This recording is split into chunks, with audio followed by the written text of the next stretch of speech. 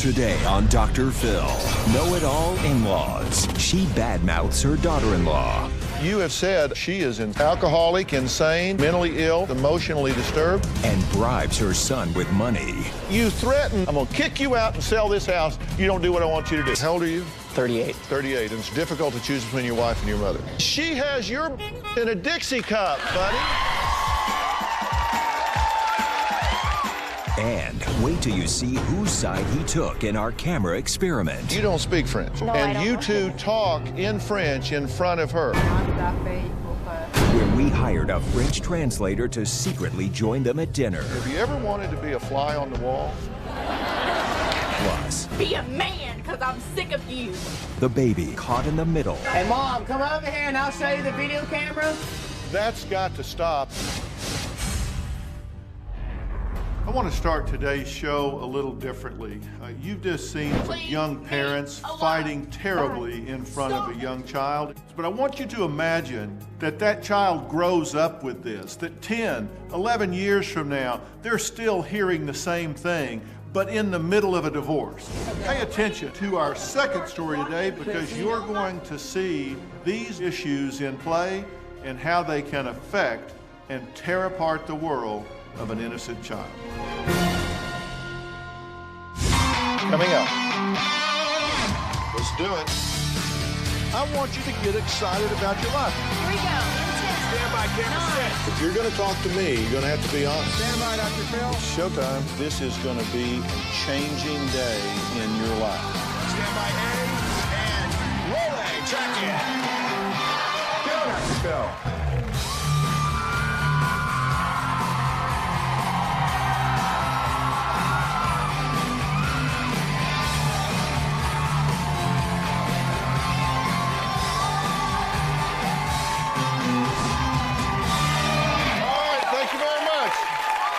Okay.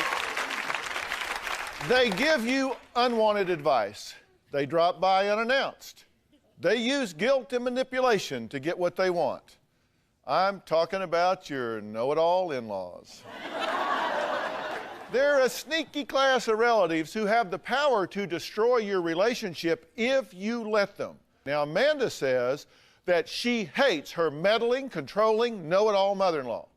She says that her mother-in-law is out to totally destroy their relationship, and she says that it's beginning to work.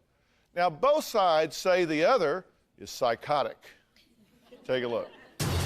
My mother-in-law is a psychotic woman and a control freak. My daughter-in-law, she's totally unpredictable, especially when she's drunk. Yeah, I was drunk last night because I can't handle you. My mother-in-law drives me absolutely crazy. She really has emotional problems. She's a miserable human being. She's a bitch. I just don't respect her. She does not have much education. They do talk French when I'm around. NSA. Very difficult with the French speaking. It just feels like chaos. She gets upset if I just say one sentence. She blows up for everything. Yeah, you are being ridiculous because I'm married to your son. I don't have to. When my mother-in-law walks through the door, I feel like I could explode. If something doesn't go her way, she starts freaking out. She's also thrown matches all over the floor, pretending that she's gonna start the house on fire. The night before we were married, she threw a prenup, faxed it over, and all of a sudden the rules just started coming in. My mother can be very pushy. Oh, and here are the cigarettes she smokes. It's none of her business what I do. I'm an adult, I can smoke. If I wanted to sit and criticize everything she did, it'd be too long of a list. My mother-in-law has a key to the house and can come and go whenever. You come in here and you think that you can do whatever. Have you ever asked me for the privilege to live in my house? Well, no. You know what? All right, this is gonna really get nasty. One day I came home and my drawer was empty. My mother-in-law decided that she wanted to move my underwear and socks into another room. She calls all the time, 20 to 30 times a day. My mother is borderline stalker-ish. My mother called us and she said she was going to come down on Valentine's Day. And she wanted to take me out to dinner without my wife. I bought this house before Pierre knew his wife. They are draining my finances. If my mother-in-law thinks that I'm mooching off of her, She definitely is crazy. Amanda married my son because she assumed he had money. She has been a burden. My son jumps for every little wish she expresses. He's like a slave. He behaves like a slave. Pierre's scared to stand up to his mom. She does basically control money and assets. I'm okay with the price I have to pay for the luxuries that I have here, thanks to my mother. She bought me a Mercedes. My wife has a much bigger problem accepting the financial help that my mother gives. It would be difficult to choose if I had to choose between the two. If he stays with Amanda, he's not going to inherit my money. I'm contemplating on getting a divorce. So I have decided to sell the house unless there is a major change that occurs after the input of Dr. Phil. Did I just hear you say that if I had to make a choice between my mother's money and the luxuries she affords or my wife, it would be a tough choice?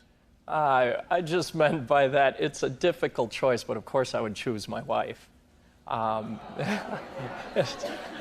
you sure you're sitting on the right side?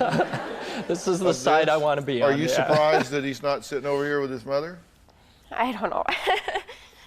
I mean, come on, that's a pretty outrageous statement. You're trying to trivialize it by saying, I mean, it would be hard, but of course I would choose her. Would you really, and are you choosing your wife in what is clearly a turf war and a power struggle here? Yeah, I'm definitely on my wife's side. It's just very difficult to choose between your mother, and your wife. I mean, I shouldn't have to make the choice. How old are you? 38. Are you, in fact, a meddling mother-in-law? Are you wanting to get rid of her?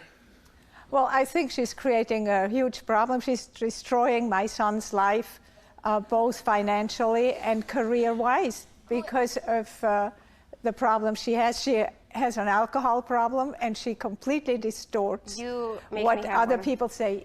You are delusional when you are really drunk. You don't want her helped. You don't want her fixed. You want him to divorce her. You have said, and I quote, I studied psychology and psychiatry in college, and I am confident that she is insane. Well, I don't know if I said insane, but actually, you said alcoholic, insane, mentally ill, serious mental problems, emotionally disturbed, the weirdest woman I have ever met. I have students who are mentally ill. One is schizophrenic from LSD, and I know. That's what you said, if you want to be accurate. No, I did say that. I compared her to those students, yes. So you want her out of here? Unless she completely changes, unless she stops drinking. She yelled at me. You offered us a dinner the day before the interview in our hometown, and she was drunk. She kept on leaving the table to go smoke a cigarette and have a drink, and she would come back with a glass of rum. And then when we got home, she instantly yelled at us. She hit Pierre, and they followed each other. And you came back, and you said you were going to call the police. And then you called your parents, and your stepfather came to pick you up. Hold on. All the time when you come. Time out. Now, Amanda says that she can't stand it when her husband and mother-in-law talk to each other in French, so she won't understand. You don't speak French. No, and you two talk in French in front of her. Now the question is she just being paranoid, or are they talking about her? We'll be right back.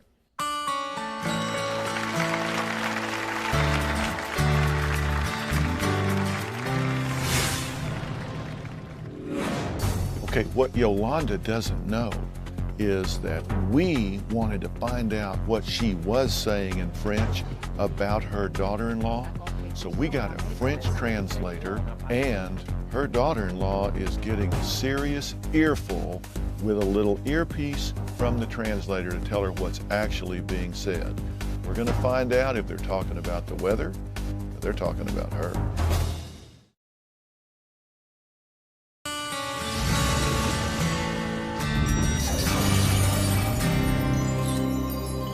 Contribution à la maison. Elle essaye de payer, on n'a pas d'argent. Amanda gets upset if we speak French. The only way for my son to maintain his French skills is for me to speak French. Whenever I ask Pierre what him and his mom are talking about in French, he never really gives me a straight answer. travailler aussi le week-end. It's either I tune her out or it's nothing, baby, it's nothing. If you can't even tell me what's being said, obviously something's being hidden. Well, today we're talking about what some members of the family call know-it-all in-laws. Amanda says she hates her mother-in-law who comes over uninvited every week, even though it's a 3-hour drive. Now, Yolande says it's her house because she pays the mortgage so she can come whenever she wants to. Both call the other one psychotic. Now, Amanda feels that her mother-in-law and husband speak about her in French, knowing Amanda does not understand. When Amanda leaves the room, she can hear voices, but it's always in French. Amanda, her husband, Pierre, and mother-in-law all went to dinner. You're right, we invited you to dinner.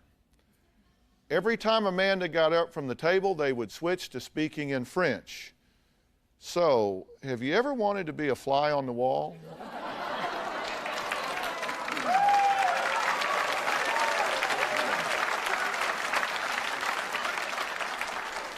We arranged to have a French translator at dinner, in a way. Take a look. This is the booth where Amanda and her husband and mother-in-law will be seated. All right, here they come. Let's do it. I had to excuse myself, but really I was going to the back room to get wired up and an earpiece in my ear. This you're going to get in your ear so that the translator will be able to talk to you while you're at dinner.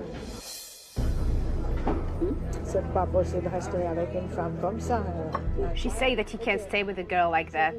She eats in a really bad manner. She's strange. She's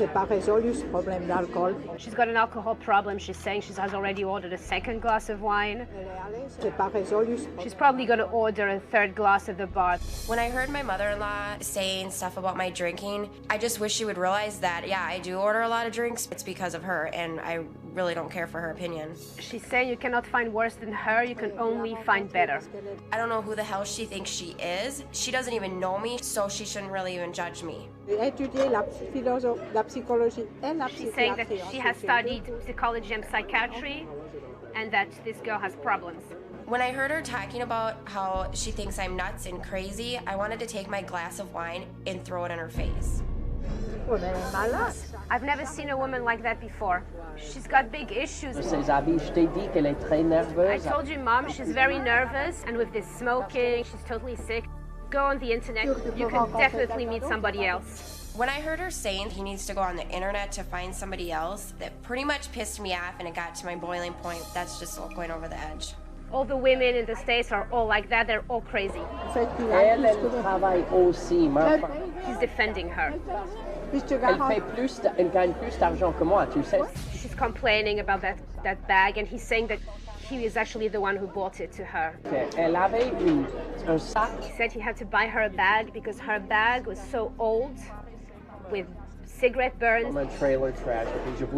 He's saying that she looked like trailer trash, and that's why he had to buy her a purse. She's saying, why do you want to ruin your life with a person like that? He's saying, Mom, enough now, enough. I'm going to sell the house. Mom, please stop talking like that. And he's telling his mom, you tell that to Dr. Phil.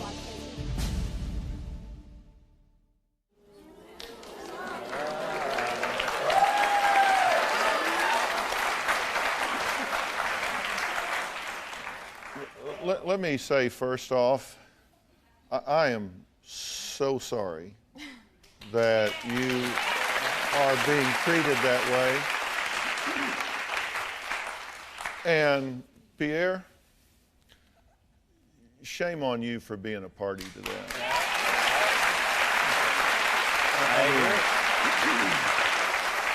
I tell you what, if you can't stand up for your wife, if you can't get a backbone, I don't give a damn how many cars she buys you. That's just wrong, and to be a part of that, you should be ashamed of yourself. I don't know what else to say to you. I agree. When I see it like that, now, removed from it and I watch it, I can't believe that I act like that. I can't believe it. What do you think about that? He doesn't get it. They don't get it. they don't take anything that I say seriously. Or What do you say about that? You're talking about her being unhealthy and mentally ill and psychologically unstable. It seems to me that what you're doing is mean and vicious and cruel. Mm-hmm. Okay, I did that doesn't seem mentally healthy to me. No. Well,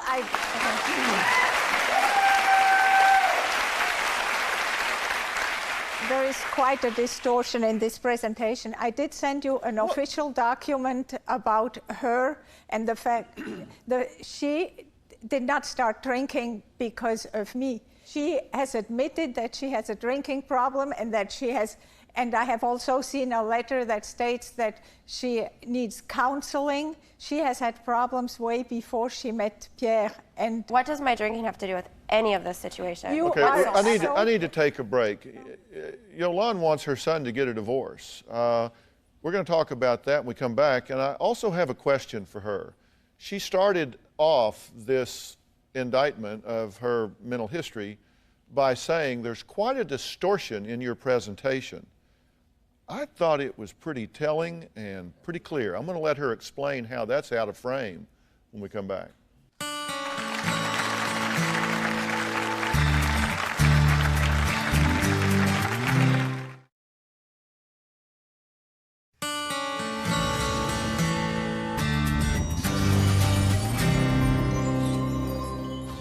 My husband is definitely spoiled. My mom bought me this computer, the stove, fridge, the TV, the love seat, the couch here, and even the turntables, courtesy of my mother. If she didn't have money, he would basically cut her out of his life. I either stand up to my mom and we give up these nice things, or I put up with all my mom's little quirks and controlling behavior, and then we can live in this lifestyle. I really don't know what to do.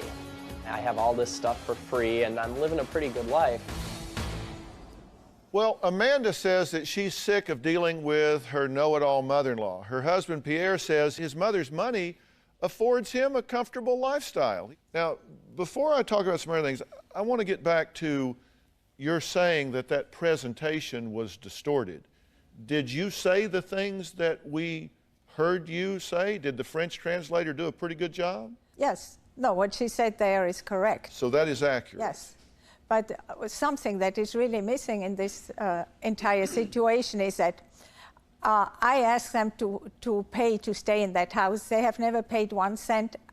This house is costing about $18,000 a year. Amanda has... And you do that all for your son? You do everything for your son? And how you have refused to pay. I've asked you to pay. Do you have a job? Every single time you come, every single week you come, you threaten to sell the house. So what? This is your son. You want to piss your son off and make him unhappy? That doesn't even make sense. Now you are going to pay for your upkeep. You threaten them with selling this house constantly, do you not? I'm going to kick you out and sell this house if you don't do what I want you to do. True? Do you have a job? I have a job, yes. Okay, you are able-bodied. You have a job. We just would have to live in a less expensive house. Yeah. Well, you know what? He won't be able to do it. But you know what? I would live in a less expensive house because what's happened here is she has your in a Dixie cup, buddy. She has just cut those off.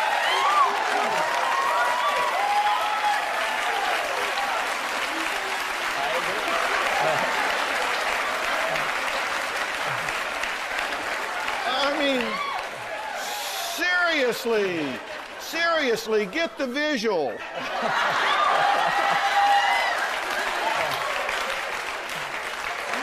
Come on. I mean, come on.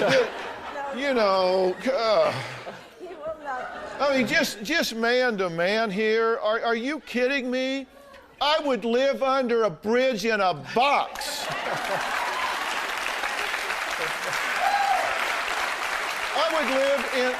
I would live under a bridge in a box before I would let somebody put those strings on me. If you want to reattach, then I would not wait for her to sell that house. I would pack my stuff and get out. And I'll tell you what else I would do. I would park that Mercedes at her curb.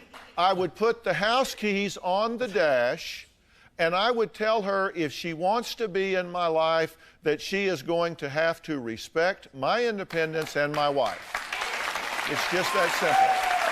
Now, she threatens you with the inheritance, correct? Yeah. You threaten the inheritance, that if you don't do what I want you to do, which on the short list is get rid of her and marry somebody with some education, right?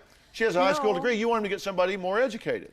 No, actually, he has had very nice women in the past. There's never been this problem, and I have never come down to stay until afterwards. It's only now that I have bought this house that I come and take care of the house. But before that, I never interfered with his friends. While those girls were there, she wasn't too keen on him, was she? No. Okay, now that they're gone, you traded down, in her opinion, right? Exactly. You traded down. Now, when you're gone and he drags up somebody else, then you'll go, whoa, where's Amanda? We could have gotten her. He has had some wonderful women in his life. It's too bad he didn't stay with. Never said that, though, when I'm dating them. Never when I'm dating them. Of course. You know Name very one. well Give me I a name. liked, I'll say the name, Teresa. She was just wonderful. And I didn't have much contact. I never had contact like that. Well, you could say it in French. What's Teresa in French? I've got something I want to say to Amanda when we come back.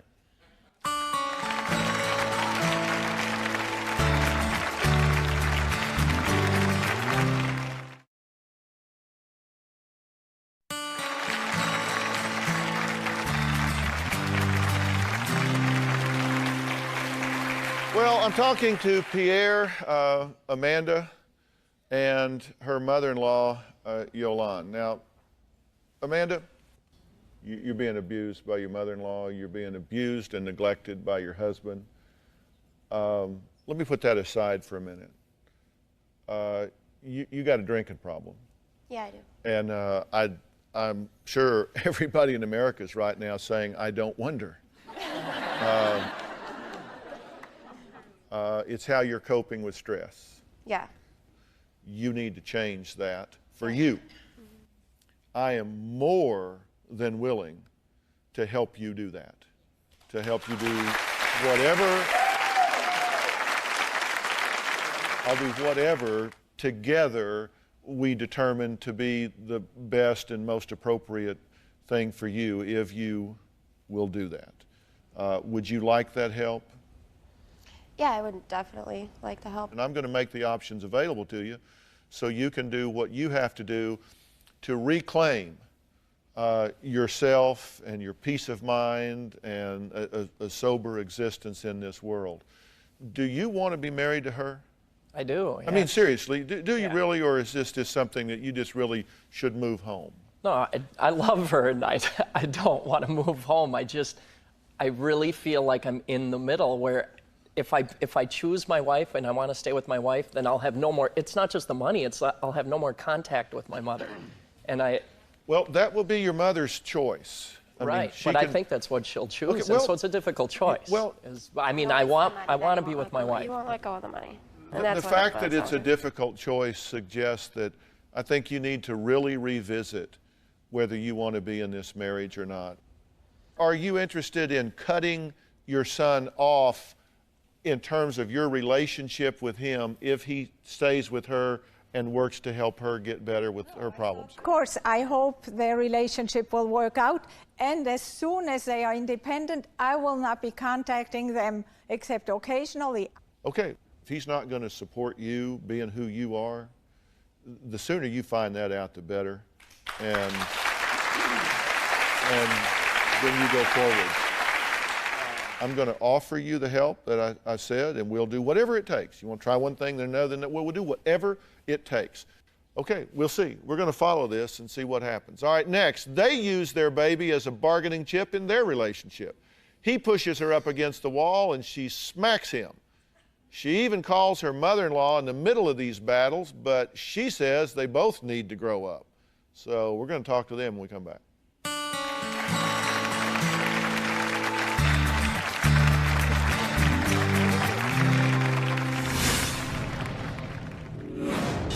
Get the camera out of my face. No. I'll call your little mommy on you. Ooh, I'll call yours. Both of you need to grow up.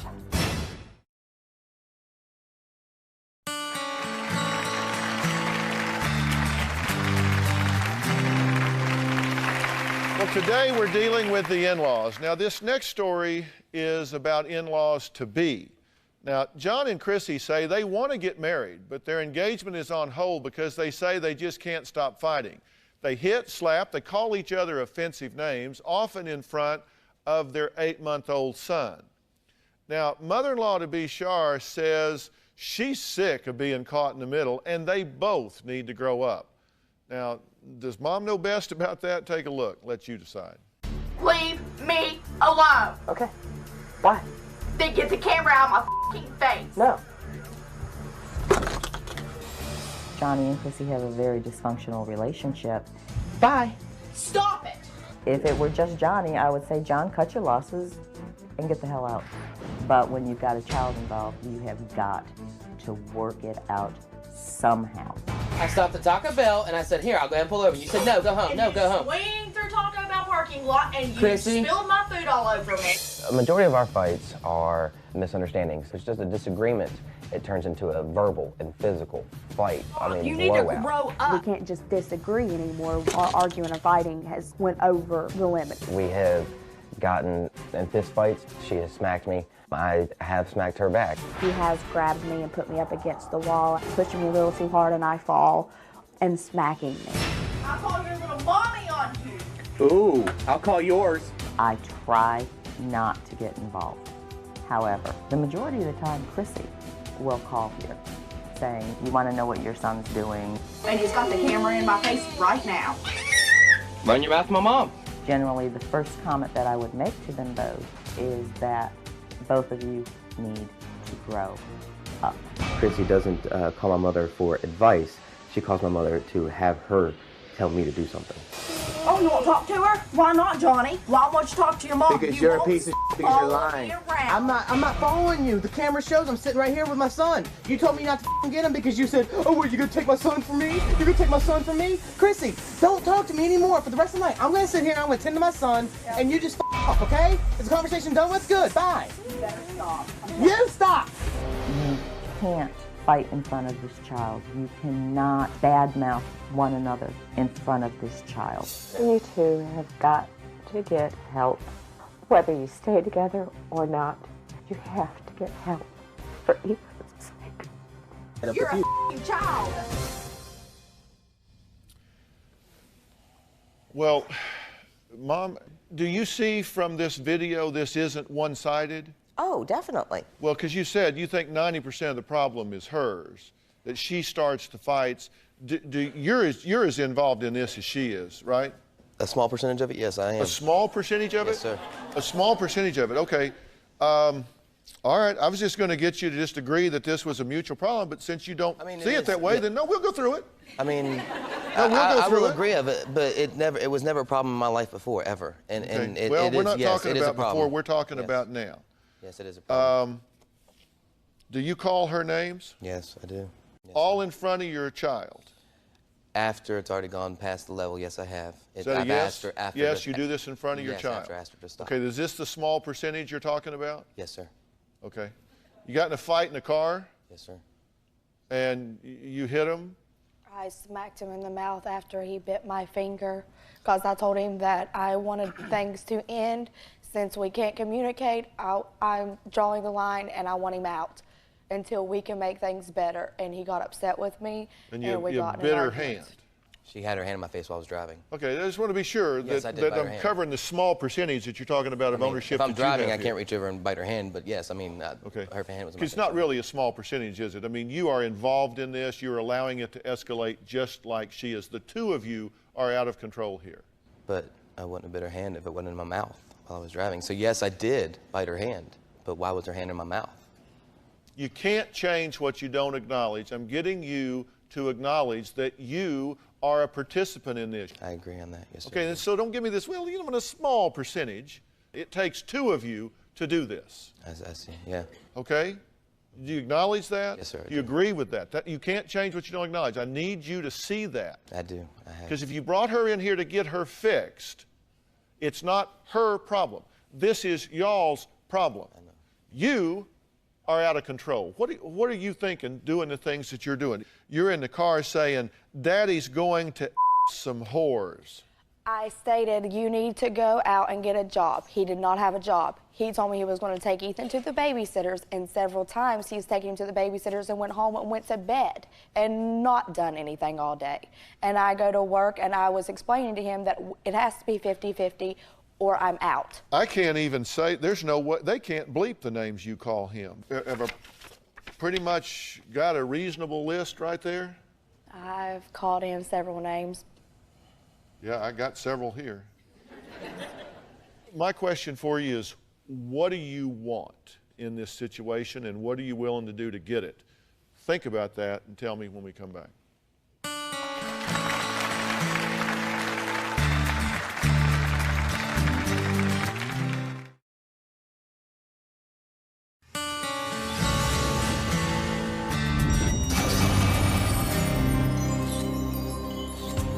I don't think Johnny has anger management problems. I'm gonna sit here, I'm gonna tend to my son, and you just f off, okay? Is the conversation done with? Good, bye. When I see the tape, there is a section of the tape where Johnny makes a comment about Chrissy in front of Ethan. Mommy's being such a pain in the ass, isn't she? Isn't she? He should not have made the comment, but by the same token, I thought he was really holding it together to try to prevent an escalation of the fight.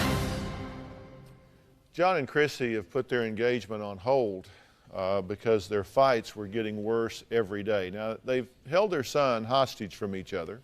Now, John and his mom claim it's Chrissy who flies off the handle and has an anger management problem. But listen to John here. Record me all you want, Johnny. Next time that you start hitting me and doing stuff to me, then I'll record you. And then I bet you. Mommy's being such a pain in the ass, isn't she? Of course, Chrissy, I didn't clean nothing. You're PMSing, you're being an to me. Shut up and don't talk to me. You need to stop. You need to grow up and get out of your little childish stages and be a man, because I'm sick of you. I'm fed up You're with a child. Are you done yet? Will you shut your mouth?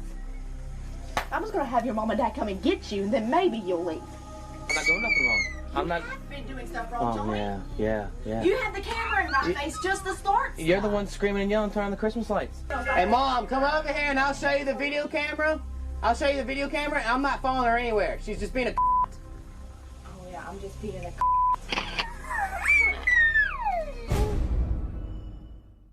What do y'all think about that? It's horrible, and I want help.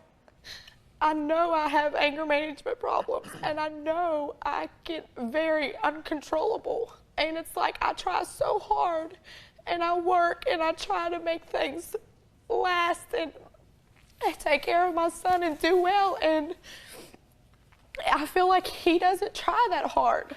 And I feel like sometimes I'm doing it all on my own. But you understand you can't scream your way to responsibility. You can't scream your way to maturity. Look, if the two of you didn't have this baby, you wouldn't be here right now.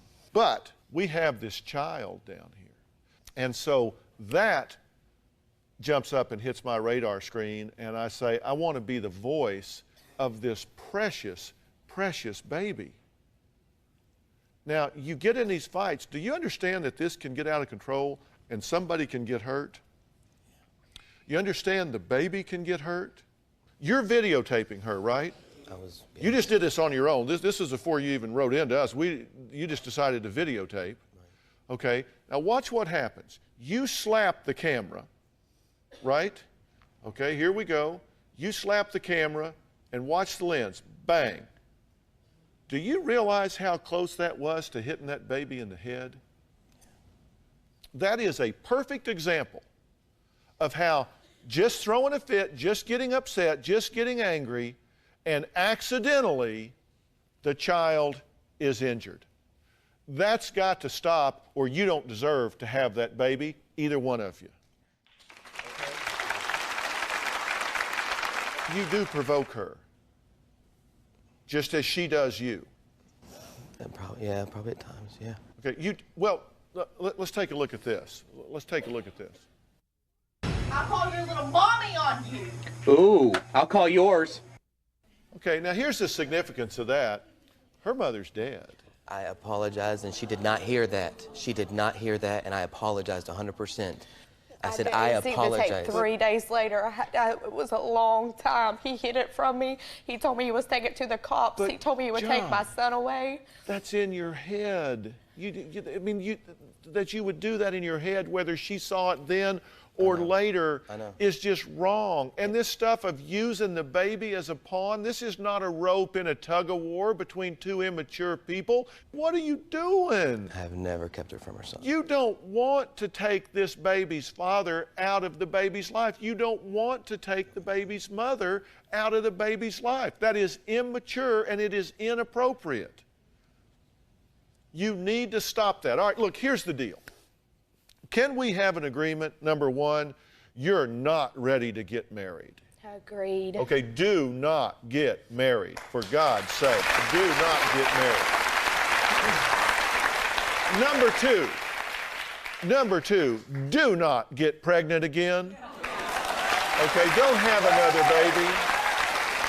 At this point, you don't want to bring another child into this mess. I don't want another child, and he has stated that he did want another child, and it scared me, and I totally cut it off. And the sexual relationship stopped. Well, if that's the best guarantee, I will get you premarital counseling that is going to go through all of the things that you need to deal with, the anger that you both have, the manner in which you will attack one another, using your child as a pawn in the power struggle, and then negotiating what a marriage truly is. I will provide that counsel for both of you in exchange for, since y'all are up big on this holding hostage, that you won't get married at least until you complete that, and you won't get pregnant again until you complete that. If I arrange that for you, will you meet those conditions and will you participate? Yes, sir. I will get you that help yesterday. I mean, right now, I will make that happen. Yeah. Okay? Yes, deal? And as a quick aside, leave your mother out of this. She doesn't need it. Dr. Phil? She doesn't need it. May I say one thing? Please. When they are both calm and collected, they love each other so much, and that baby is the world to both of them. Yeah. And it's wonderful. It's getting the anger and everything under control. Hopefully we can make that the rule instead of the exception, which it has been lately. We'll be right back.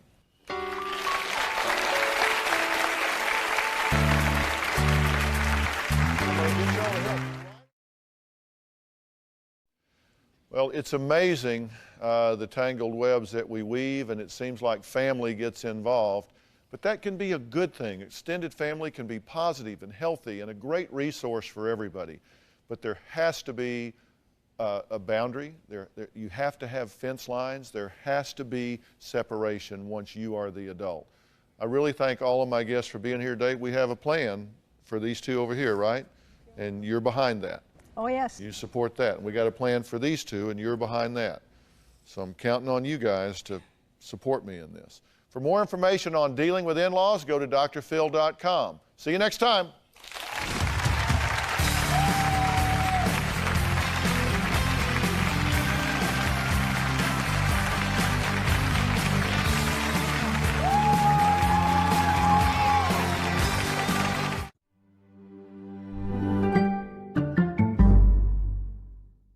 This program contains strong language and graphic situations.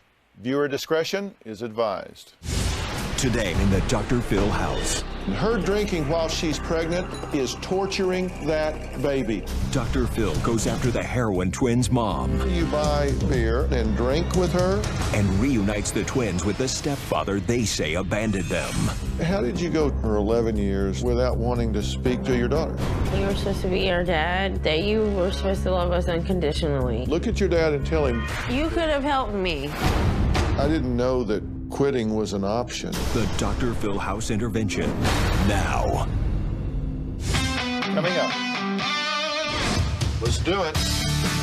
I want you to get excited about your life. Here we go, in 10. Stand by, camera 6. If you're going to talk to me, you're going to have to be honest. Stand by, Dr. Phil. Showtime. This is going to be a changing day in your life. I'm taking people with real problems and moving them into the Dr. Phil house. I'm going to put you under a microscope. Need a camera here, need one here. I'm putting cameras everywhere to see what really happens behind closed doors. I am moving in with you. Last time on the Dr. Phil house, we told you about 25-year-old twins, Sarah and Tekoa. They were two beautiful girls with a loving family. But when Sarah and Tekoa turned 12, their life changed drastically. Their stepfather divorced their mother, Cindy, and left the twins fatherless. Sarah and Tekoa say they filled the void of their missing stepfather with hard drugs like crack and heroin. Their addiction got so bad they were both living on the streets as prostitutes. This is a cautionary story for every parent out there. How two girls with such potential and hope could go from this to this. Take a look at what happened previously in the Dr. Phil house.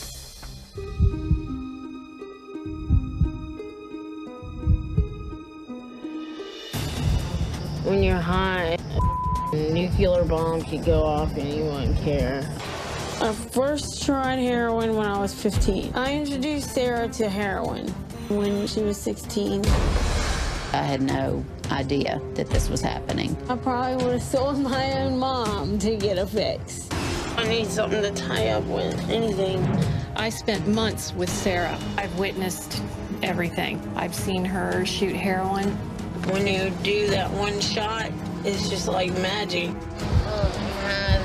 She prostitutes 24/7. Hey, this is Sarah. 2 minutes? Okay, I'm waiting on you. He paid like $80 for a job. She shoots drugs very frequently in the cemetery. This is where we go and get high. Yeah, I'm ready to do some dope now. Sometimes it'll smack me in my face. Oh my God, look at me. I'm homeless. I know I look horrible. Sarah will shoot drugs until she reaches the point of unconsciousness. I married Perry when the girls were about 4 years old. But they divorced, and, you know, that kind of dream, that kind of fatherly thing that I was looking for crumbled all down. Perry was the only dad I knew, and he made me feel unworthy when he left.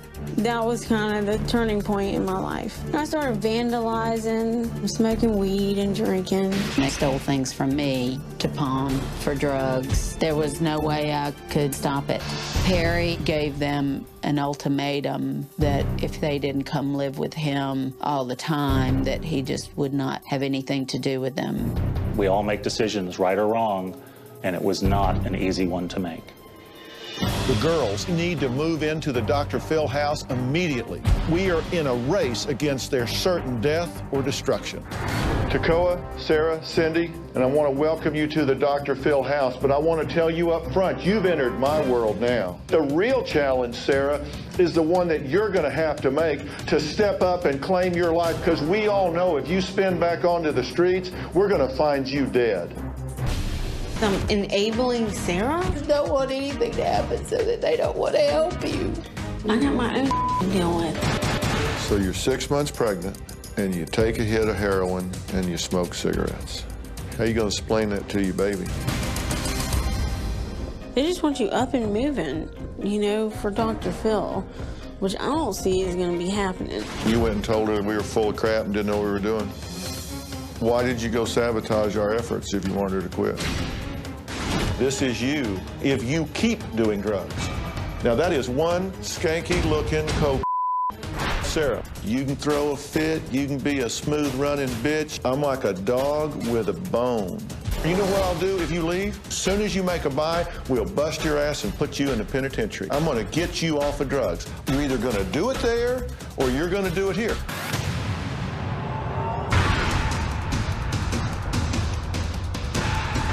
Sarah's been withdrawing. It's been pretty difficult. I'm really bad at withdrawals right now. The first day, it was very painful, and she was complaining a lot. But today, she seems to be doing a lot better, but there's still a lot of pain and discomfort there.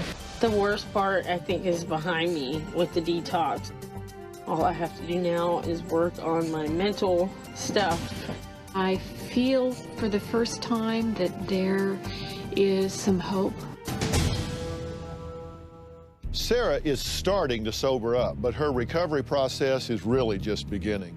We needed to get to the bottom of why the twins' addiction to crack and heroin got so out of control. I felt like I needed to sit down with their mother, Cindy, to talk about her own addictions and find out why she would sabotage her own pregnant daughter's sobriety. Can I come in? Of course you can. Good. I just wanted to talk to you a little bit without the girls around. All right. We're in a pretty bad spot right now. You know, you've got 2 heroin-addicted daughters. Right. Do you have an addictive personality? No. Are you an alcoholic? No. You have a drinking problem? No. You have a judgment problem? Maybe at times. Maybe I have in the past. See, I would have answered every one of those questions differently. I would have thought you would have answered them differently. From everything you've told us about you, I think you do have a problem with alcohol. According to you, I mean, you'll go and drink too much at times. You agree with that? I admit, yes. I said, do you have bad judgments? You said no. You have a 6-month pregnant daughter that you bought alcohol for and drank with a couple of weeks ago. We were at a function. Drinking? And there was beer, yes, and she had a couple of beers. Was that okay with you? No, not 100%, no. Why is it 1% okay? You know that she is pregnant. Right. You know she's been on heroin, so you know that she's trying to stay sober, but yet you go to a function and drink with her, and you buy more beer, and she drinks that, and it's that night that she does heroin again. You and I are on the same team at this point, but I gotta know that I got a clear-eyed, no kidding, no denial, being straight with her self-partner in this. I need you to help me, Cindy. We're trying to save those girls' lives, right, and we're trying to save that baby's life. Right. I need to know who I got on my team and who I don't. Somebody that makes the decision that, okay, my daughter's been in jail for 70 days, she's been addicted to heroin, she's 6 months pregnant, we're gonna go to a social function together, and she drank a few beers. 6 months pregnant with a baby, that's poison. You know that, or did you not know that? Yes, I know that. But you said it wasn't 100% okay with me. Why would it be 1/100th of 1% okay with me? Well, there is a point where she has to make a decision about what she does. But you don't have to implicitly endorse it by participating, by being there with her, by sharing the function. Do you value this baby? Yes. Will you ask her to get an abortion at 18 weeks? I didn't ask her to do that. She wanted to do that. You didn't ask her to do that, because she says you did. This was something she wanted to do. I did not ask her to do this. If there was a baby in there being tortured right now, and you could hear it yelling and screaming, and there was somebody in there torturing it, what would you do? I'd go try to stop them. Would you? Yes. Well, let me tell you something. Her drinking while she's pregnant is torturing that baby. No different than if it was on the dining room table being burned with cigarettes in there. No different. She is torturing that baby when she is injecting heroin into her veins and drinking beer. And she smokes consistently. Again, torture, torture, torture. If you're gonna help me help her, you've got to all of a sudden snap clean and say, that is not okay ever, never, and ever. I tell her that. There was that one incident with beer that didn't happen again. Did you drink too much that night? No. Did it impair your judgment, where if you had been as clear as you are right now, you would have gone over and said, put that down. You just gotten sober. Well, and I shouldn't have left the minute we started, the beer came out. Did you pass out that night? No, I went to sleep. Tacoa says you drank to the point that you passed out. Well, she uses the term passing out whenever I go to sleep. It upsets me because it is interpreted that I'm passing out from drinking too much. Were you drunk? No. It didn't affect Yeah, I was you? intoxicated, but I wasn't drunk. I can have them bring in a dictionary and we can look up drunk and intoxicated. What's the difference? Are we just playing word games? I had some beers, and I wasn't completely sober, but I was not drunk. I hope you're going to be my eyes and ears. I hope you're going to be my monitor. I hope you're going to be telling me what's going on, and I need you to look at this with the same severity that I do. I think it is absolutely tantamount to a criminal abuse of that unborn child, and we have to stop it, Cindy. Right. This family needs a hero. You can't keep Tekoa off of drugs. She has to make that decision for herself. You can't get Sarah to get off of drugs and stay off drugs. She has to make that decision for herself. But we can set the world up to support that objective. But you and I have to be unrelentingly clear and not in denial about this at all. I think you do have a drinking problem. I think you do have a judgment problem. I think you are overwhelmed by what these girls have done. And if you're going to be my eyes and ears, you've got to be zero tolerance. Sometimes I feel like I've failed them as a mother, but I try not to focus on that. You're still their mother. You might not have got it as right as you wanted to get first time around. It's time to reparent them. I'd like the chance. First thing to do is save their life. The first thing to do is protect that baby. Fair enough? Fair enough. Next, Dr. Phil takes on the man the twins say deserted them. You actually adopted the girls. They're really cute little kids. I love them very much. I knew that they were getting into deep, deep trouble. They had robbed 6 stores. We had to push them out of our life. I didn't know that quitting was an option.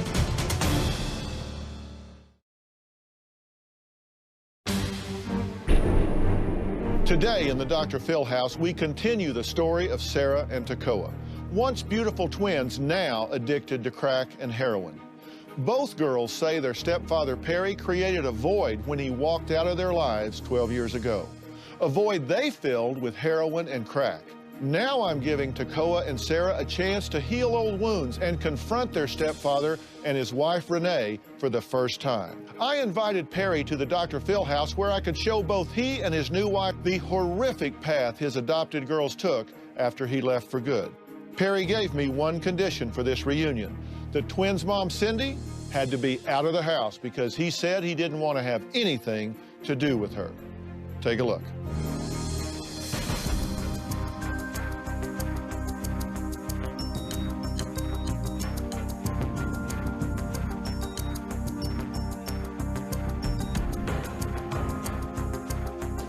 That was that first year Oh, that's those T-shirts we made. This was that birthday party. Some festival on the coast. That's down at Muir Woods. Hello. Hi. Hi. Perry, Phil McGraw. Pleased to meet you, sir. Good to meet you, Renee. Hi. Phil McGraw, how are you? Nice to meet you. Thank you all for being here. I really appreciate it. Have a seat. Kind of a historical walk with these pictures we hung for you. Kind of a little bit of a flashback. Happier times, right? Definitely. How you feel about being here today? I feel good about trying to support them and what they've got to go through. I'm certainly nervous under the circumstances under which we had to make certain decisions quite a while ago. And that decision was to take them out of your life? Or take you out of theirs, however you want to say it? Yeah, we pretty much had to go and push them out of our life because of what they were bringing into our lives. Renee suspected a lot more than I did. Yeah, I went through their stuff when they were 12, and they had robbed 6 stores, and the behavior was different than what I'd seen the 3 years prior. You actually adopted the girls? Yeah. So, while not your biological children, you stepped up and did the adoption, and... Yeah, as you can see from the pictures, they're really cute little kids, and I loved them very much. And it really tore me up to do what I had to do. Well, you say it's what you had to do, and I guess as a father of 2 kids about their age, I didn't know that quitting was an option. I didn't understand that. Well, here was the thing is I was divorced in '87.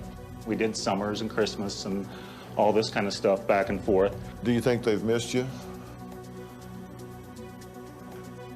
I don't know. Have you missed them?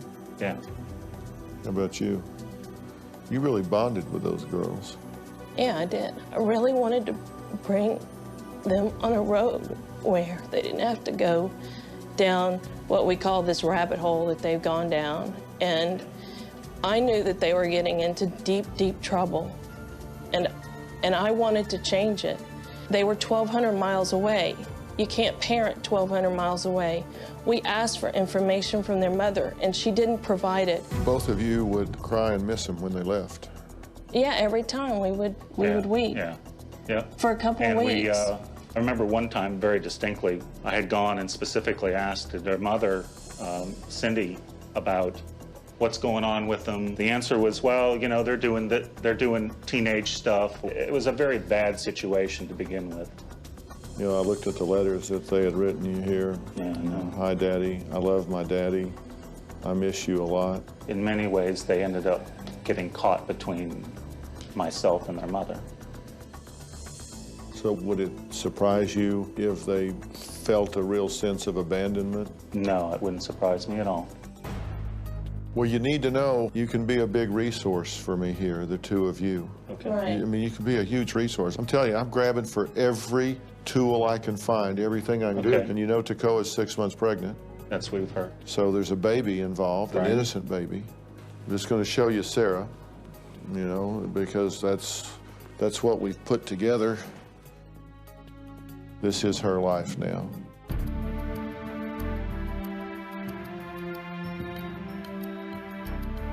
I think heroin, I don't know, it keeps you useful.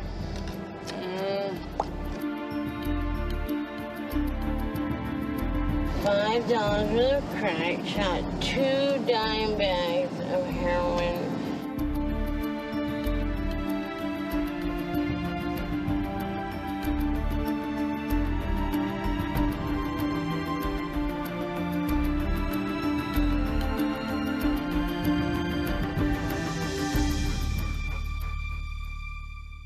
You see what I mean? Yeah. When I say I need every tool I can get. We do have our own daughter that we have to protect in the process. And that was part of That's what led us Right. to having to walk away, because I was pregnant at the time. I did not wait 35 years to have my daughter to go and have somebody else screw her up. I was so committed to her health, and had I been able to change the life of Sarah Tacoa's daily life, I would have. But I had no control and I had no power. I couldn't change it, not from where we were at. I want y'all to spend some time with them, so I'm going to bring them down and let's just open the dialogue. They have no idea they're about to see you. They don't know you're here. Coming up, the twins confront the stepfather they say deserted them. I felt like you were supposed to love us unconditionally. You guys clearly felt abandoned. You had a biological daughter coming, so all of a sudden we became second-class daughters with problems, so that's it. You could have helped me. All of a sudden, you're just gone. Do you think you let them down?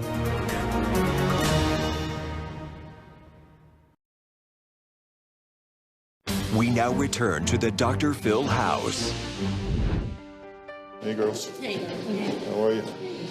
Come in. There's somebody I want you to see. Oh my goodness. God. Can I give y'all a hug? Yeah. Time work time. Oh my goodness. Yeah. God, it's been so long. 11 years.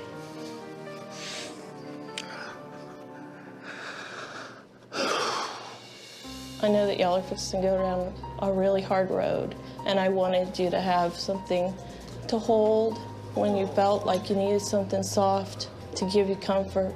This is for you, Tacoa. Thank you. Perry, tell me what you're feeling right now. Very much sadness for the directions that your lives have gone. We wanted so much more. It wasn't in our power, or at least we didn't think so at the time. Renee was pregnant with our daughter, and you guys were doing stuff in Colombia, and I tried to do the best I could. Probably wasn't a very good job. Y'all had a daughter? Yeah. Yeah, we did. Wow. Sarah, what do you want to say? I don't know. I'm in shock. How did you feel when they cut off contact? I felt hurt, you know. We were doing bad things, but still, I felt like since you adopted us and you were supposed to be our dad, that you were supposed to love us unconditionally and not say, okay, I'm gonna love you if you do this. That's how we saw it. That's how we saw it, Yeah. and we were really hurt. Yeah. But I really think that it would have been a lot different if you were in our lives. It's real hard to be in your life when you're 1,200 miles away. I know. And that was our intention, was to ask you to come live with us so that we could change the direction of your life. I mean, we knew that you got into trouble around 12, and that was the year we married. I would have not let you go down this road. Was there a condition on that? Did you say you can come live with us, but you've got to cut off contact with your mother? No. No, we never said that. Not. From our understanding, it was something like that. Sarah, what do you remember? I just remember them saying, if you live with us, you can't talk to your mom, and if you live with your mom, you can't talk to us. Did you feel forced to choose? Yeah.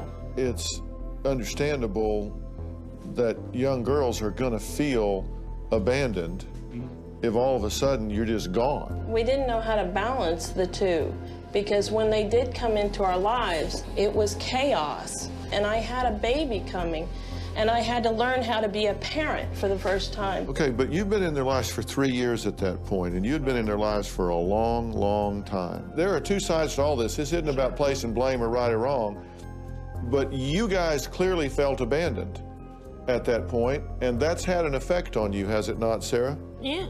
Talk about that.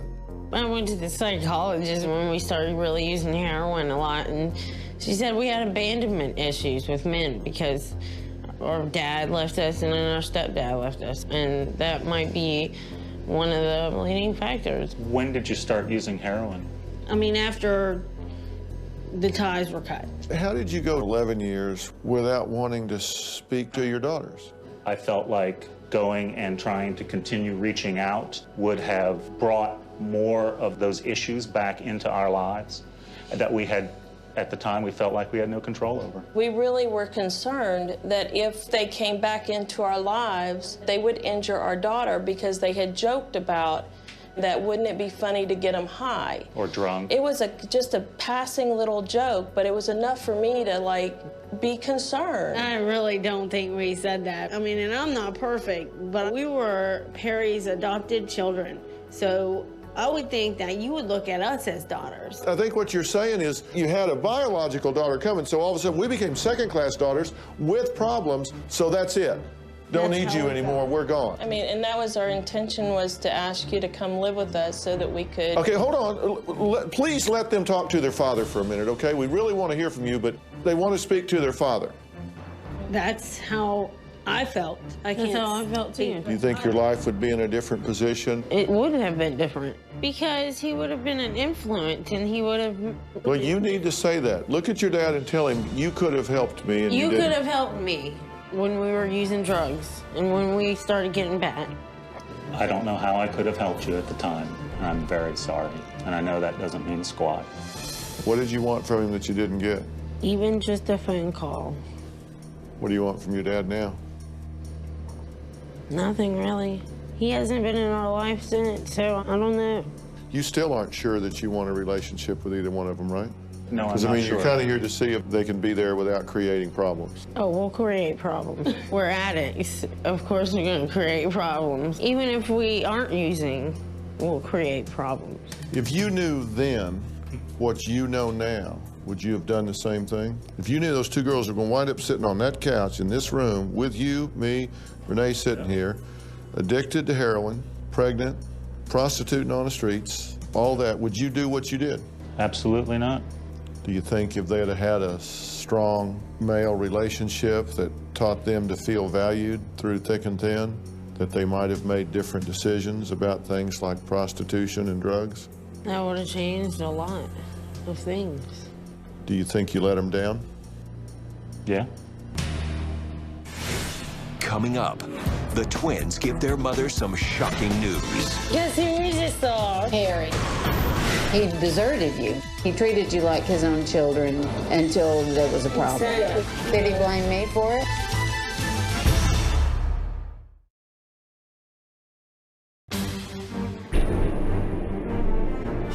The twins just confronted their stepfather for the first time since he walked out on them 12 years ago. Their mother, Cindy, is just returning to the house, not knowing what the girls have been up to with their stepfather, Perry. The twins can't wait to fill her in about their emotional encounter. Okay. Guess who we just saw? Who? Just guess. Just guess. We were talking about it earlier. Perry. Yeah. You saw it. Perry and Renee. And Renee? So how'd it go? They were all trying to act like they tried their best and everything. And Dr. Phil was like, so you didn't talk to them for 12 years and you care or something, you know? Well, we just flat out It went told well, them, yeah. Me and Skilla told them. What he did made a huge impact in our decisions. And Using drugs. Yeah, and How did he take that? I mean, he how just did he react to continued that? with the spiel that he did the best he could, and that he saw the path we were going, and they had a child on the way, and they were afraid that we would bring that in their life with their new child. Did he blame me for it? No. Well, he just said You wanted y'all to live with us so we could help you.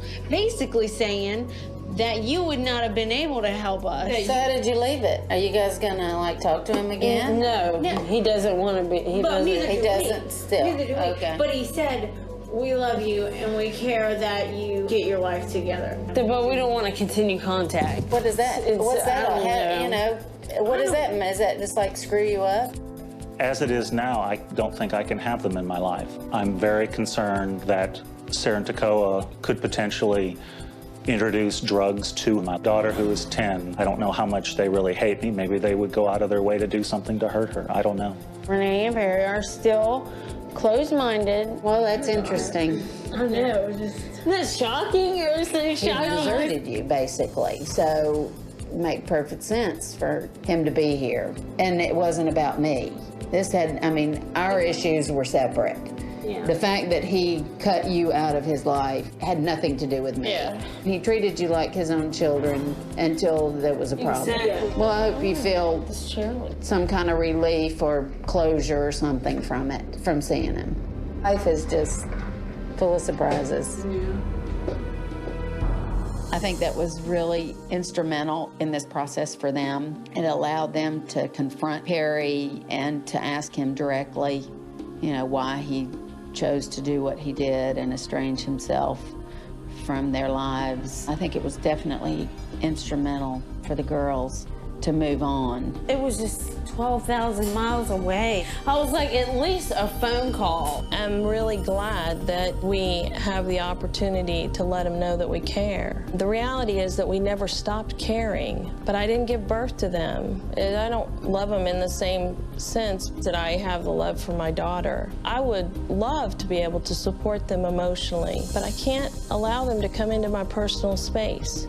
They gave us these dogs, like, I think we need to send those back. 12 years. Do you want those? No. We don't want these dogs. Glad If I'm you not need married to something that soft to hug, hug it. Is that what he said? They said. They are weird. They are weird. They are weird. How did I marry that thing? They're weird. In all those years, they never called? No. No, Not nothing. a card, not a nothing. What do you think his motivation was in coming today? I don't I'm know, in surprised his he came. sick little I'm really head, surprised to he make came. him continue to think that the decision he made was the best for him and his family. You guys didn't feel any emotion at all other than anger? Yeah, I mean, it wasn't just anger. I felt somewhat like... I just feel sorry for their daughter. Because... How narrow-minded they are. I think before Renee, he was caring. You had a good time with him. When we were married, it was fine. Renee whooped my dad. She did. And she's weird. Something happened. Because he is not that weird. No, he wasn't. That's weird. Bringing me a fluffy dog. Like, okay, yeah. After 11 years, I'm supposed to hold this dog that you gave me?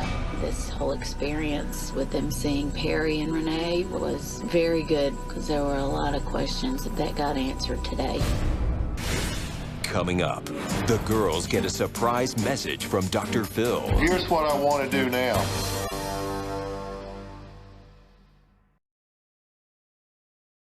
We now return to the Dr. Phil house. Oh, no. Here we go. Well, hello, girls. Hey.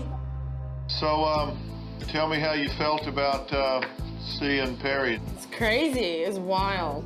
I want to thank you, though, Dr. Phil, for giving me the chance to, like, get that all out. A lot of people don't get that chance to face somebody that made that much of a significance in their life and say those things. So I just wanted to say thank you.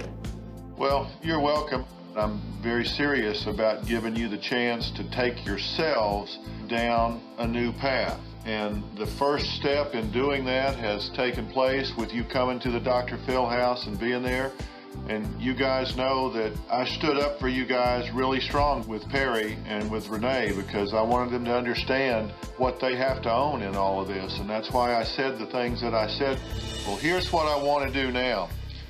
It's time to go from the Dr. Phil house to the rehab center. And I'm going to send you to 2 separate rehab centers. I want you to spend this initial time standing on your own 2 feet to get you not only drug-free, but get your life moving in the right direction. Does that make sense to you guys? Yeah, totally. I totally understand. Yeah. Now, let me tell you also that this is just the next step in a journey. We need you to go through rehab to get the skills that you need. And when you come out of there, we then need to start making plans to transition you into life. And I'm going to be talking with you guys and helping you in the area of getting jobs, getting a place to stay, all of those things to let you be proud of who you are in life. This is a marathon, and we're just on the first few laps. So that's the plan, and this is just the beginning, okay? Okay. Very cool. Now, you know, I've seen Joni around there in the house as I've been monitoring you guys. Every chance you get, you need to give that woman a big, big hug. Exactly, I know. I love Junie. She saved my life this summer. All right, enjoy your evening. I'll be talking to you tomorrow. Okay, thanks, Dr. Phil. Have a good night. I knew they were going to separate us. I mean, that's good, though, because we do... You'll be close enough. We can be negative together. And positive, but we do need to be separate for a little bit. I know that I might not like being away from Sarah, but it's gonna really help me in the long run. And I want to give Junie a hug. Did you hear him say that? He loves you. It has been wonderful to be in this house with my mom and my sister together and to sit down and eat together. We haven't done that in years, so it's been great. Thank you, Cindy. Thank you, Merle. Thank you, Merle. What do you guys think Cindy could have done? I think she did all that she could with the resources that she had. And I feel really guilty a lot of times about the fact that when I was using, I didn't speak with my mother. We were going to do what we were going to do. Mom tried her best. Mom did her best. She was our mom and our dad. I felt really bad about and guilty about a lot of things. Knowing that they do have this insight gives me some self-satisfaction as well.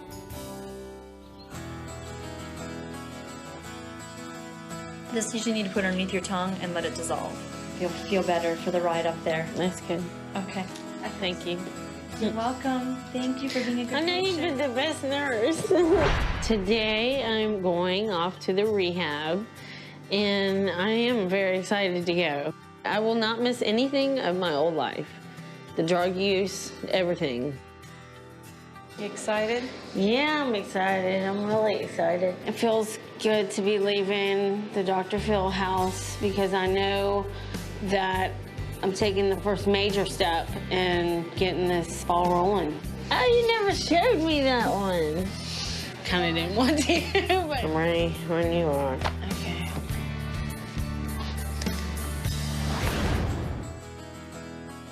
Here we go. Oh, I'm gonna write you, okay? You're gonna have lots of free time. It's been so long since I haven't had that fear. I was either gonna be going to one of their funerals or, you know, just not knowing what was gonna happen next. Going out the door. Okay, coming.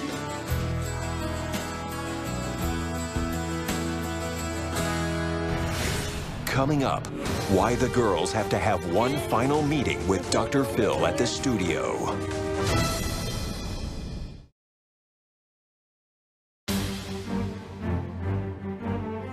All right, here we go.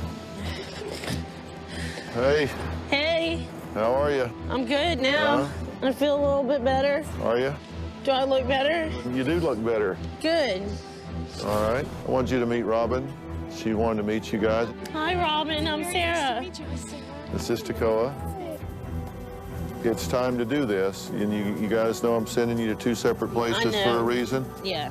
I'm going to monitor what's going on with you and understand this is just the first step. I mean, you're going to be there not one day longer than it takes and not one day shorter than we need. Exactly. And we'll all know it at the same time. You'll know it, we'll know it. Those professionals that are just absolutely cutting edge will know it. We'll know that that baby is in the right shape and as healthy as we can possibly do. All right, well, I'm going to put you in these cars and send you on your way. The fact that Dr. Phil has expressed his commitment to being a partner in Sarah and Tekoa's recovery just amazes me. I love you, Meryl. You so much. The Dr. Phil house has been wonderful. I can't really sum it up any more than that. It's been great. Can I get a hug for everything you've done for us? You certainly can. Thank you. Thank you. Yeah, we're going to make this work, right? Okay, yes, we will. All right, you betcha. I'm proud of you. I'm proud of you having the courage to do all of this. All right, there you go. I'll talk to you soon. The best thing I've gotten out of being here is knowing that I have the chance to do this. I have one of the best teams behind my back helping me do this. You doing all right? Yeah. You know this is the right thing to do. I know it's exactly the right thing to do. I just can't believe it's actually happening. Thank you. They're going to be all right. Look at her. She's already looking better. I know. It's incredible. Think of that video from the street and where she is now. It's just daylight and dark. I know it.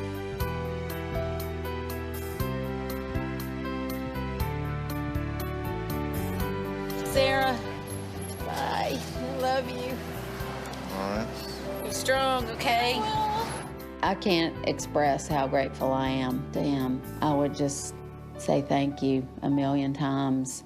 Bye, Sarah. There they go. I feel like they've truly got a chance now. I mean, I really do. I think the main move is they're starting to believe that maybe I really can escape this. Maybe I can be alive and well and out there living on my own. I'm excited and nervous. So much is happening, you know. I'm just kind of taking everything as it comes. So I'm excited. This is so much the right next step. It's a lot better than being out on the streets, that's for sure.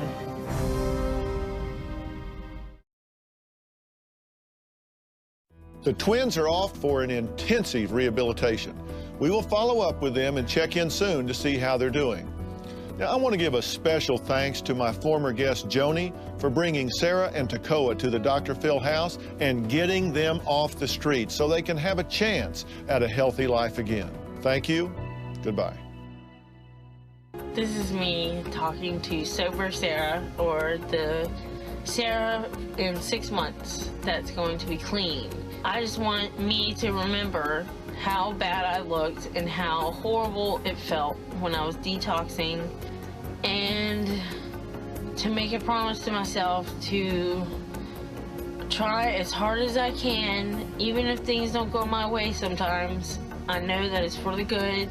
Hopefully in 6 months I'll look a lot better than I do now.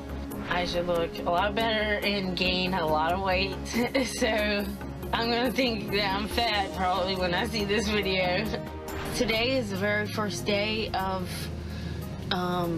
the treatment facility that I'll be going to, and there are so many promises that I can make myself, but I think the most important one is that I will dedicate as much time and effort that I put into getting high into staying clean. And I promise myself I will listen and stay open because these people know what they're doing. And promise to love myself.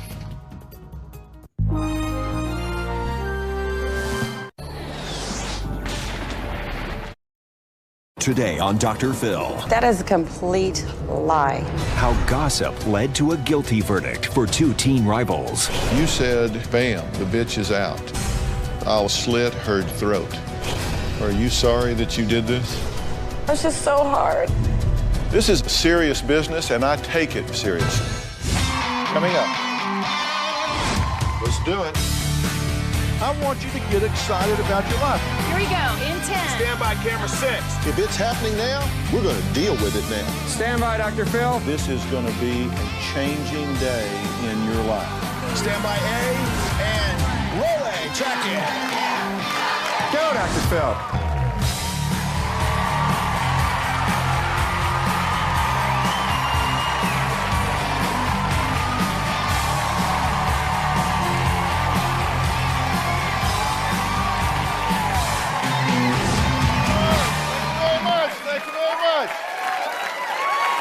Have you seen that show on TV called Gossip Girls? It's about catty, mean girls who love to spread lies. It makes for fun viewing, but in real life, young girls can get in a tangled web of gossip and real-life drama that ends up tormenting their fellow teens. Now, my first guest, Kim, says that her daughter, Kaylee, has been the victim of gossip and a so-called prank. Kaylee is on her school's cheerleading squad along with Ruby and another teen. One of those girls took a picture of Kaylee in the shower, and what has happened since has the whole town buzzing and gossiping. Take a look. My daughter's life has been ruined by real-life gossip girls.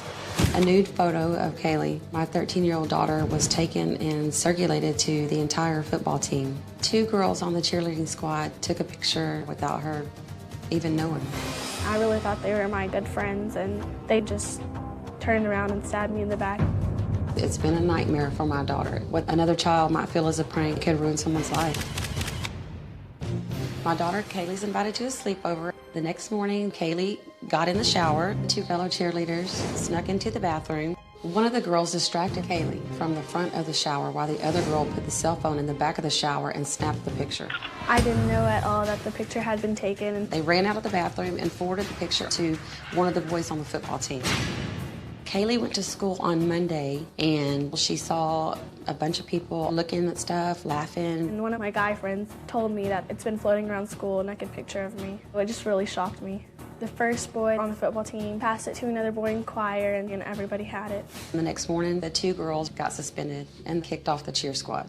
The parents were outraged and got an attorney and threatened the school, and the girls are now back on the squad. Something should have been done to them because they humiliated me. My daughter's being treated more like an outcast than the victim.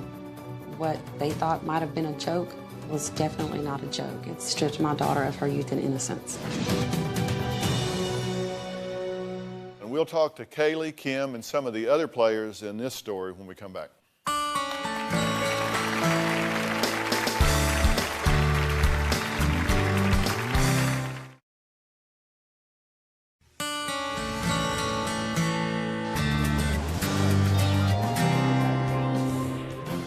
All the girls are very competitive on the cheer team. I think the 2 girls wanted to embarrass her. They may be a little bit jealous of Kaylee because she's head cheerleader. I couldn't believe that one of my friends would actually do that to me. What would you do if a naked photo of your 13-year-old daughter was circulating around the school? Now, that's exactly what Kim says happened to her daughter, Kaylee. Now, Mauricio is the father of Ruby, who allegedly distracted Kaylee while the picture was taken. He says the girls were just playing around, and everybody needs to just get over this and move on. Take a look. These 2 girls need to apologize to my child, and the parents should acknowledge the fact that the girls have done something wrong. It was just one of those dumb mistakes the kids make. We didn't mean to do it on purpose. We were just doing it because we thought it was funny. I want to see the girls held accountable for their actions. I'm at peace with myself that my daughter got disciplined through the school. The parents should take some sort of responsibility and punish their child themselves. As far as I'm concerned, nothing provocative or anything serious was shown. This is a Class A felony. I got no support from either parent of the girls. I just want to tell her that I'm sorry. I know we can't be friends again, but we don't have to be enemies. Let it go because, the healing process starts when you start to forgive and forgive. Well, joining us is Kim and Kaylee and Ruby's dad, Mauricio, who is on the phone. So, Mauricio, I've got a question for you in just a second, okay? Okay. How is life for you now, Kaylee? I mean, is this dying out? Is it continuing on. What effect does this have on you at this point? Since all this happened, it's just been really hard going to school with everybody because we live in a small town, and so everybody knows about it. And Mom, this has affected her in terms of her grades and her comfort, and you said she feels like an outcast rather than a victim? Yes, I think so. And I mean, self-esteem, she's embarrassed in 8th grade to go to school every day not knowing who, I mean, everybody seems like saw this picture. And okay, well, let's talk about the picture, and I wouldn't obviously show it if we had it, even with it blurred, but what does the picture show? What's out there? The picture shows the little girl put the camera in the back of the shower, so it shows Kaylee from the back, half of her backside, and she's kind of turned to the left. You can see her left breast and the top of her backside. So have you seen the photo? I did not see the photo. Well, how can you describe it? Who's described it to you, I mean? Kaylee described it to me because... Have you seen the photo? Yes. She deleted it off of one of the phones. Okay, but you've actually seen the photo. Now, Mauricio, you say there's not any parents, no school officials, not anybody in authority that has actually seen this picture. There's no proven picture that could physically be seen and described the way they're describing it. So I think it's up to the person to describe and decrease or increase the intensity of the picture.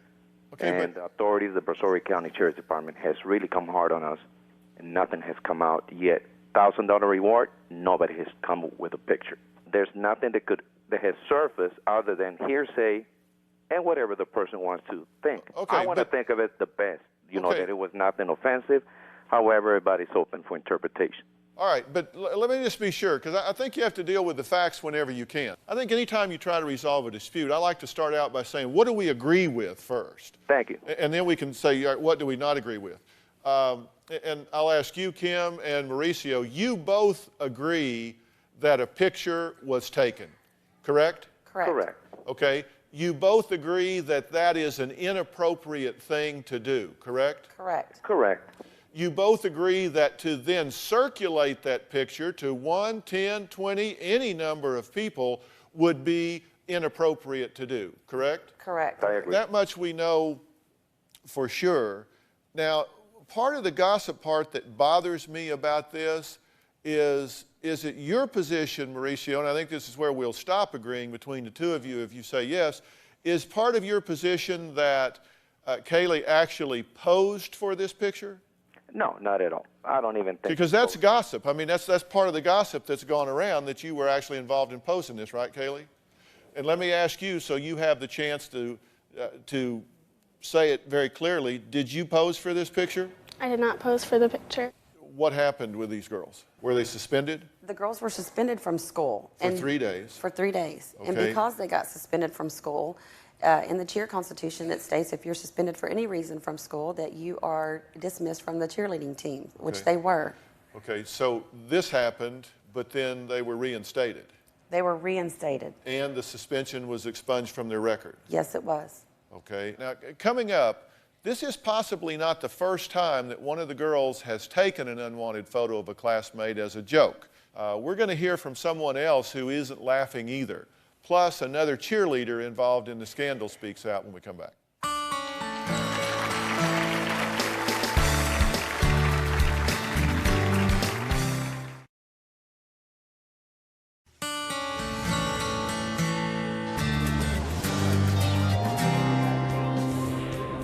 Before this happened, Kaylee was your normal 8th grade girl.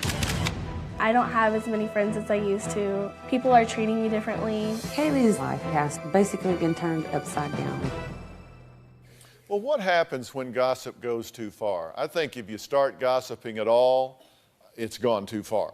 But what happens when it actually takes on a life of its own, starts getting distorted and spread? Kim says her daughter Kaylee was victimized by 2 cheerleaders who took a naked photo of her. Now, this picture supposedly made its way around the football team and others at school. Now, news of the photo spread like a wildfire, and the gossip is that Kaylee actually posed for the photo. Kaylee has said that is absolutely not, underline, emphasize, not true. Now, another mom in the school says this is just not the first time the girls have tried to embarrass their daughters. Take a look at this.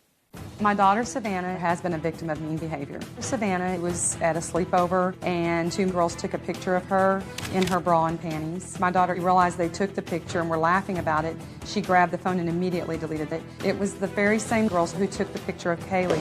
I feel so bad for Kaylee. Okay, Savannah, thanks for being here. And this is your mom, Kelly.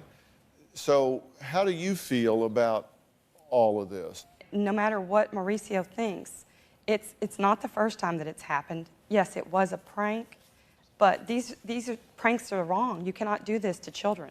Other kids should not be doing this and then turn around and put the blame back on these girls.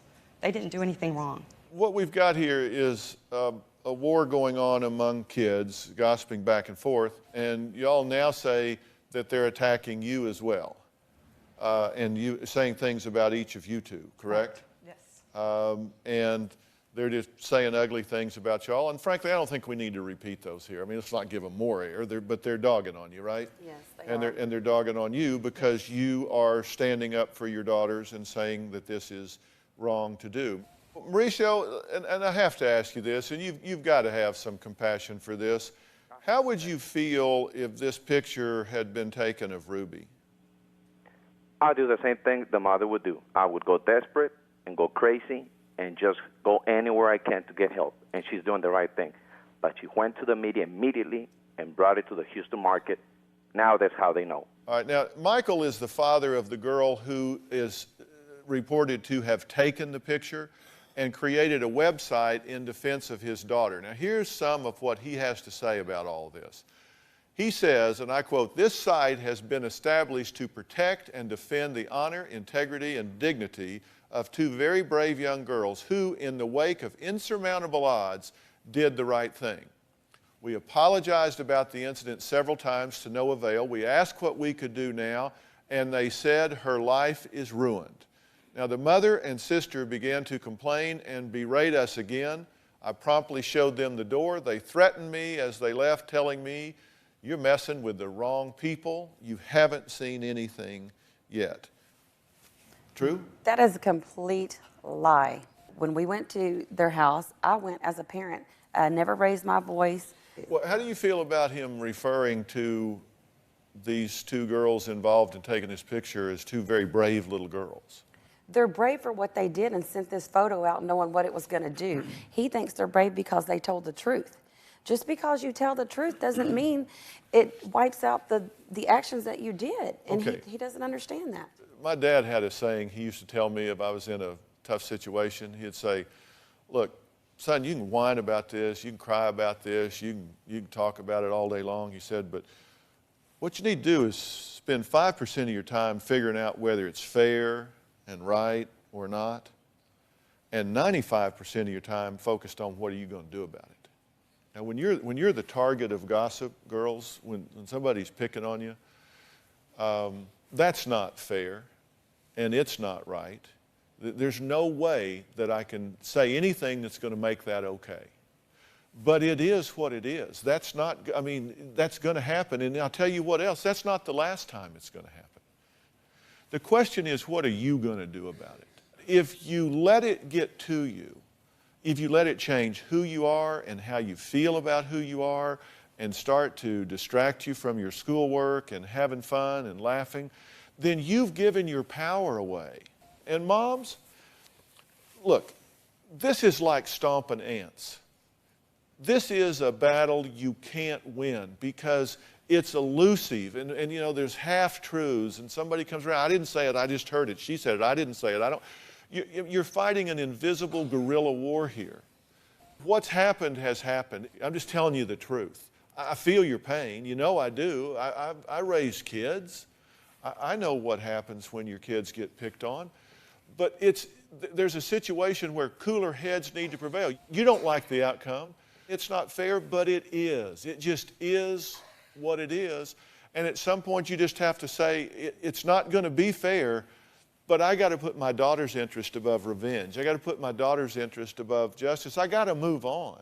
I promise you, if these girls keep being this way, it will catch up. We're going to add another story to this situation. It's teen gossip that got 2 girls convicted of a crime. And now one family faces losing their home over what the teens wrote online about another classmate. So it's right down the line of what we're talking about. We're right back. Listen to what...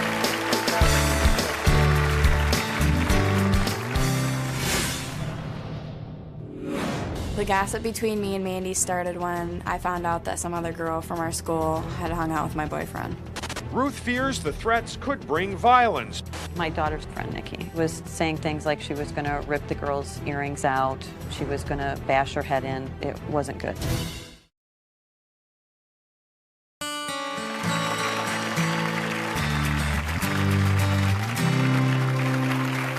Today we're talking about gossip, and the question is, what happens when real-life gossip girls go too far? My next guests, Mandy and Nikki, threatened the life of another classmate after rumors surfaced that she was going after Nikki's boyfriend. Now it's their families that might end up literally paying for the teenagers' gossip.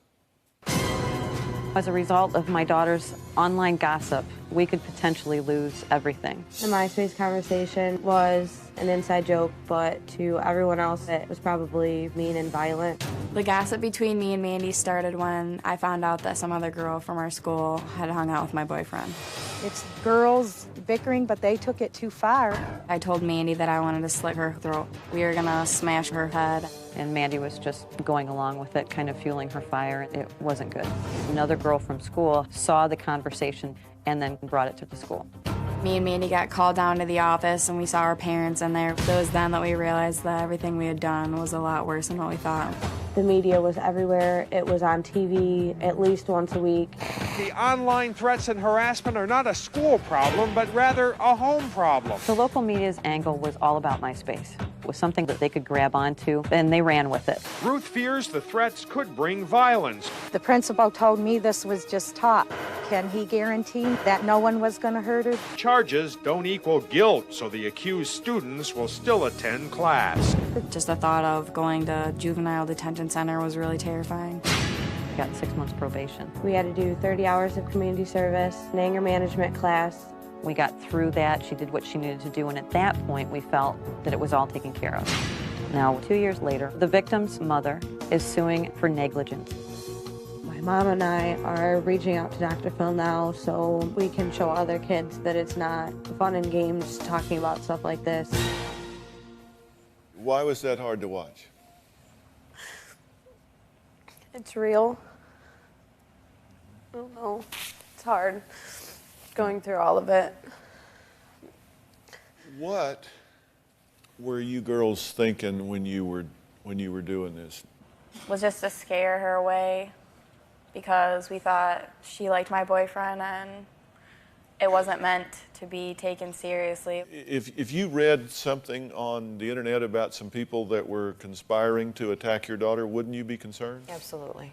Yeah, that So would scare me. Why were you doing this? It wasn't even your boyfriend. She was upset, so it upset me. Mandy, you said gonna beat her to death or smash her head in the ground and make her hair red. I'll kill them. We're going to jail. Bam, the bitch is out. You said very similar things. I'll kill her, gonna slit her throat. You guys understand that in an environment in which we live, where people do go to school and kill people, shoot people, go off on people and kill classmates and teachers, that the world's really sensitized to this kind of thing, right? I mean, you know that now, correct? Yeah. Would you do this again? No, I'd never do anything even similar to this. I definitely learned my lesson. So how long ago did this happen? 2 years and 2 days. Uh-huh. And so now you're facing this lawsuit. Correct. How you getting along with that boyfriend? Still dating. Uh-huh. So nobody stole him? No. He didn't go away. So false alarm? Yes. Are you two friends? Not like we were before. Why? Probably just because of everything that we went through. It's not the same anymore. Uh-huh. Ever beat anybody up? No. Ever hit anybody in the head till they bled and turned their hair red? No. Have you ever done anything like that? I've never even been in a fight with anybody, not a physical fight. So you two were big talkers, but you don't have a history of violence. No. The stress of this lawsuit has clearly taken a toll on this family. Their greatest fear is losing everything over an error in judgment. Could they lose their house? Are they going to get financially crippled by this situation? And what does that do between a mother and daughter that have to live with that? We're going to talk about all that when we come back.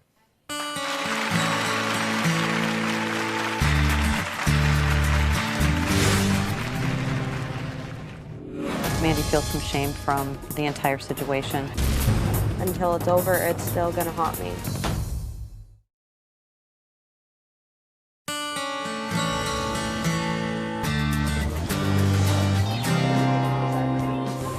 Threats and harassment. The local media was alerted by the victim's parents. The two Genoa High students are charged, but the pair still attend school. People would talk about it, and they would just make fun of me and Mandy for it. It changed everything. Well, two families are now being sued after 18-year-old Mandy and 17-year-old Nikki made some very vicious comments about another classmate, Crystal, on MySpace. It all started with gossip about a classmate making a move on Nikki's boyfriend. So how do you feel about your family being sued? I don't think we should be sued again.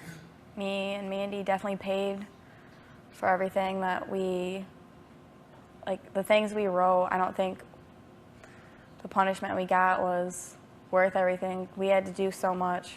This is your mother, Nikki. Are you concerned about this? Oh, very concerned about it. We have 3 mortgages on our house, and we're still making payments on the attorney for her in the original case 2 years ago. It went on that long. Do you feel badly about that? Yeah, I mean, it's not their fault, and there's, like, I mean, I have a job, but I can't help them pay for everything. And that hurts to see the family in jeopardy because of something you did. Like,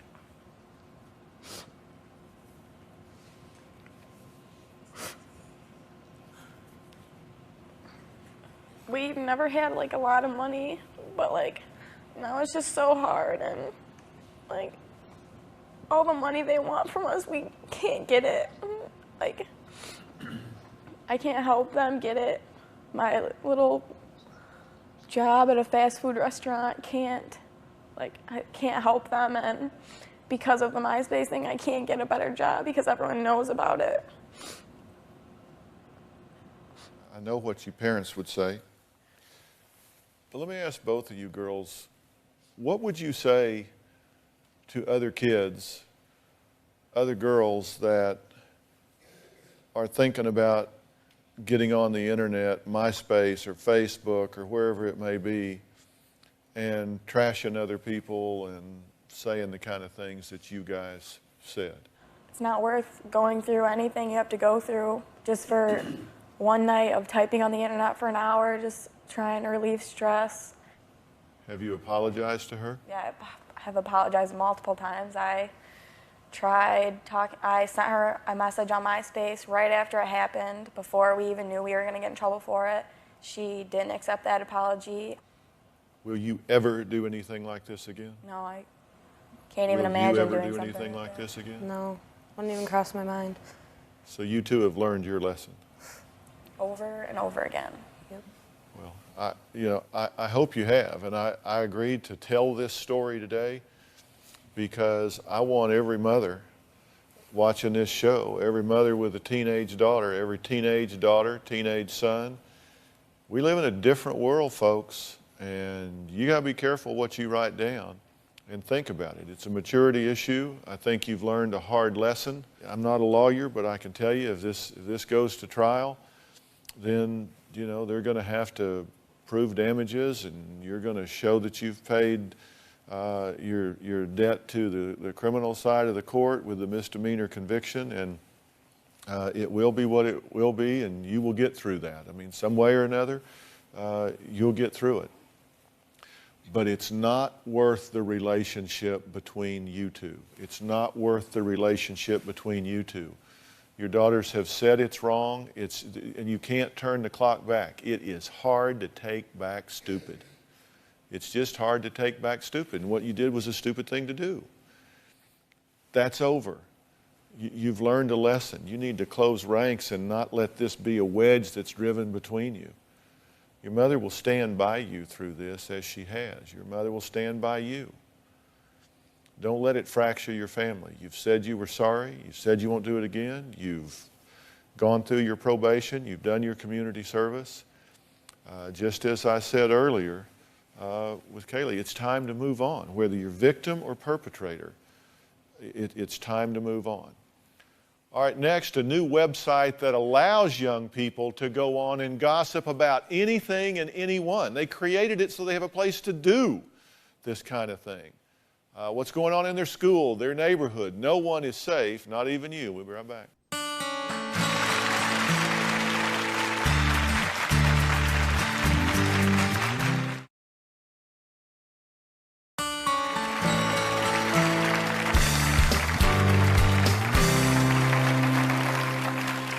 You ever wonder why people gossip? You know, and you know, you've heard a piece of gossip and you just can't wait to tell somebody. If the answer is yes, my next guest gives people a forum to actually spread rumors. It's called GossipReport.com. Take a look. I work for a website that lets people put up the gossip they hear, but it also lets you defend yourself. GossipReport.com is an online forum where users can read, write, and share gossip with their friends. Other social networks only give you half the story. On Gossip Report, you get the other side of the story, what people really think about you. If you hear gossip about your friend, you can post it online and see what everybody else is saying. Gossip spreads like wildfire, but with this site, you actually have a chance to defend yourself. Everybody gossips. GossipReport.com is just a better way to do what everybody does. What do you think, Dr. Phil? I'm not sure you want to know what I think. But what I want to know is what you think. I mean, come on, this is just a place for people to go trash each other, right? This is an electronic slam book. I really don't see it that way. Gossip is, like I said, something that everybody does, and it serves a really great purpose in society. It's how society polices itself. It's how people look at the people that they're around and say, your actions are acceptable or your actions are not acceptable. And it's that conversation that we're trying to bring out in the open so that when something's said, the person that it's being said about can defend themselves or other people can defend themselves, but it's the discussion. So you're just being a guardian of society.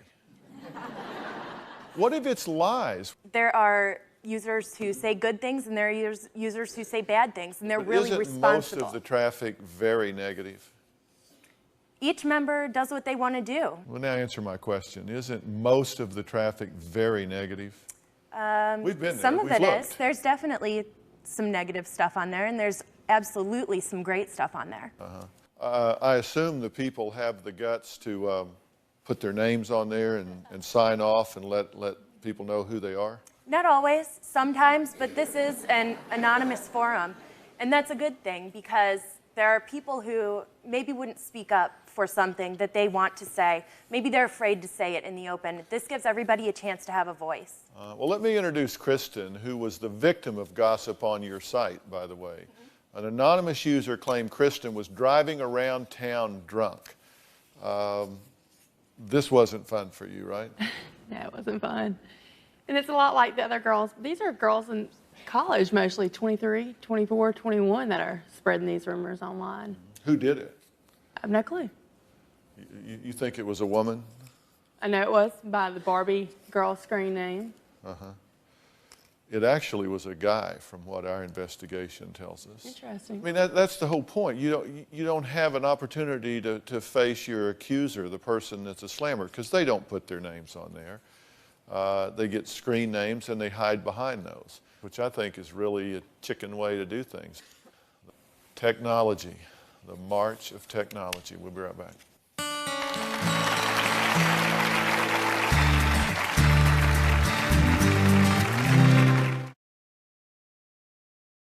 Well, we've been talking about gossip today. Don't do it. You don't like it being done to you, you shouldn't do it to other people. And if you spread it, you're just as guilty as the person who started it. It's just so much easier to just walk on by.